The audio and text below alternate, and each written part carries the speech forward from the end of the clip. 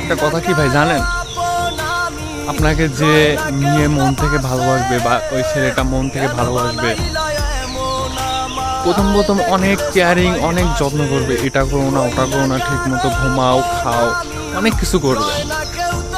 তো ওই মেয়েটাকে যখন পাওয়ার মতো হবে বা পাবো আশা করবে, তখনই ভেস্তে যাবে হয়তো কোনো একটা ঝড় এসে। ভেস্তে যায় কি জন্য জানেন?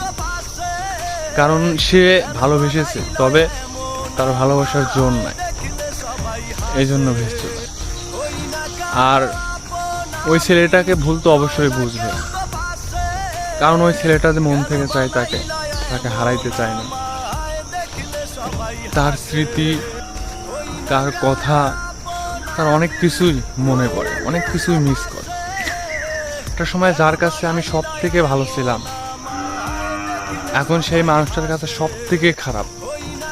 এটাই ভালোবাসার একটা মূল্য আছে, যেটা হলো একটা সময় আপনি তার কাছে অনেক ভালো, অনেক সুন্দর থাকবেন, আর আরেকটা সময় হবে আপনি তার কাছে সবচেয়ে খারাপ একজন মানুষ হবেন।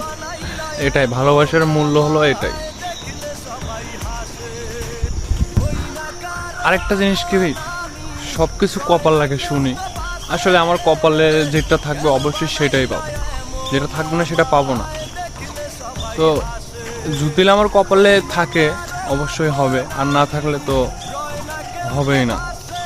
কিন্তু একটা জিনিস কি ভাই জানেন, আমি কখনো ধোঁকা দেইনি কাউকে, ধোঁকায় পড়ছি। আর আরেকটা কথা হলো,